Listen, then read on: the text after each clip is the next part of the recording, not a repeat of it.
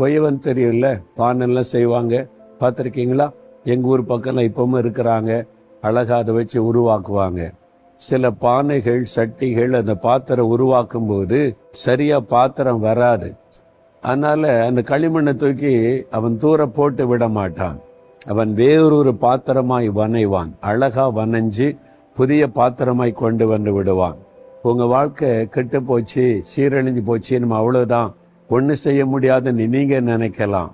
ஆனா ஒரு குயவன் களிமண்ணை கையில வச்சு ஒரு புதிய பாத்திரமாய் வனைவதை போல ஆண்டவர் உங்களை புதிதாய் வனைய முடியும்.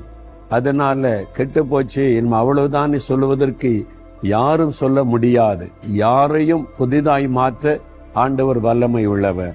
ஆனா உங்களை அவருடைய கையில ஒரு களிமண்ணை போல ஒப்பு கொடுக்கணும், அவ்வளவுதான். ஆண்டவரே, குயவன் கையில் இருக்கிற களிமண்ணை போல என்னை ஒப்பு கொடுக்கிறேன், உமக்கு பிரியமான பாத்திரமா என்னை வரைந்து கொள்ளுங்கன்னு சொல்றீங்களா? இப்ப சொல்றீங்களா? தகப்பனே, என் வாழ்க்கையில நிறைய பாடு, பிரச்சனை, கெட்டு போன, அவ்வளவுதான், இனி ஒண்ணு செய்ய முடியாது அப்படின்ற நிலைமையில் இருக்கிறேன்.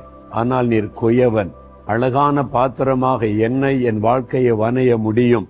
உம்முடைய கரத்தில் என்னை ஒப்பு கொடுக்கிறேன். உமக்கு பிரியமான பாத்திரமாக வனைந்து கொள்ள அர்ப்பணிக்கிறேன். இயேசுவின் நாமத்தில் ஜெபிக்கிறேன் பிதாவே, ஆமென்.